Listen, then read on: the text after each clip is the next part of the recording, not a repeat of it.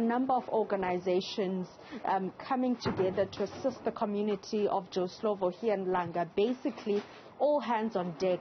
Whatever, these organizations are able to get, they are here at the various drop-off spots to assist the community. Where we're at right now is a soup kitchen, and some of the women to my left are cooking to ensure that the people that lost all they have, including groceries, are able to have a meal today. And right behind me is also some of the food that has been donated.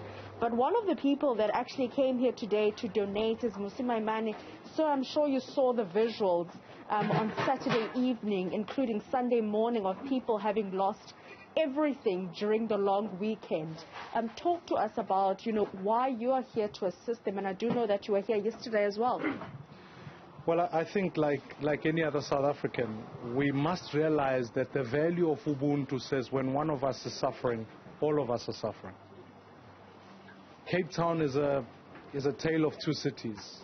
In many ways, there's a city that has got all the infrastructure, all the structures that you need, and there's another side where citizens live in informal settlements. Fires have become common cause. And I think today we must take cognizance of the fact that there's a tragedy. There are over 300 families, 300 people who are displaced.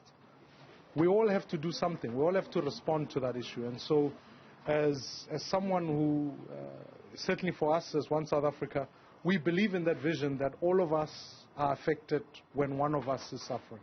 So that's why I'm here today. I mean, you speak about the tragedy, and you speak about the fact that fires is a common occurrence in Cape Town.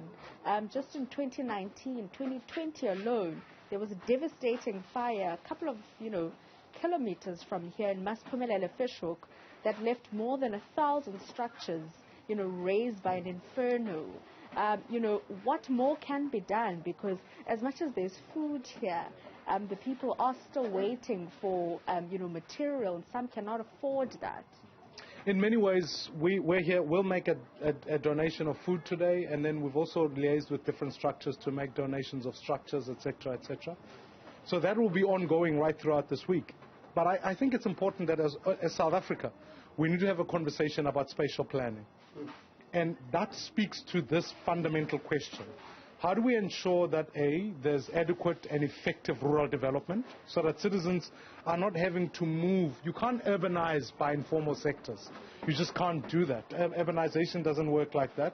So we have to ensure that there's significant development that takes place in rural communities, economic opportunities, and the provision of basic services like health and education.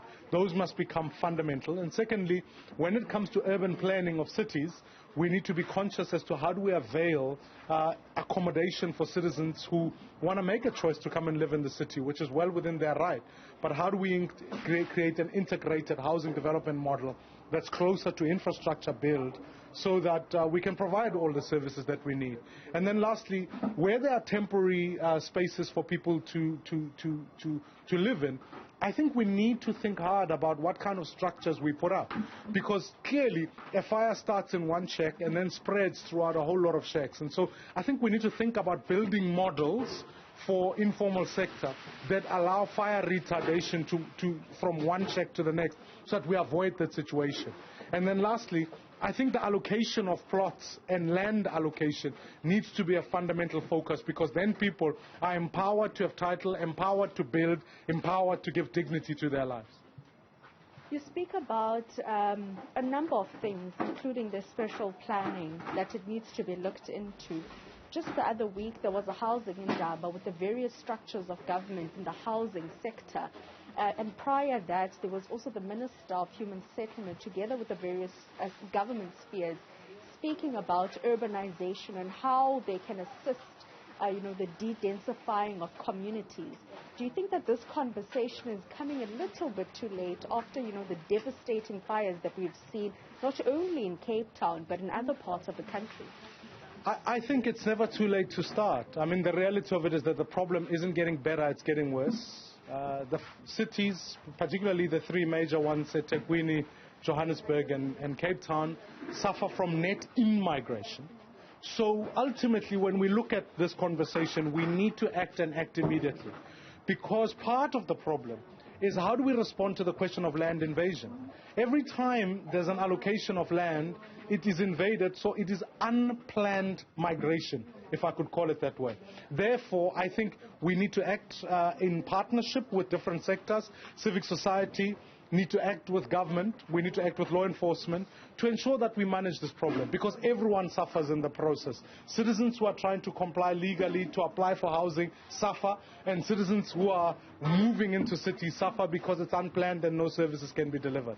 So the call is ultimately that you can't have just isolated housing summits, etc., etc. You need an integrated plan that includes the whole of society, including government, including business, including place. Because when you ask people here in Joe Slovo whether they want to be moved elsewhere, they can't, because naturally their kids go to school here, there are churches here, there are communities here. So when we have this conversation, it can't just be government alone, because ultimately you lose the social fabric of society. And therefore my call is, let alone summits, we must act, and we must act now. Thank you so much. One South African leader there, Maimane.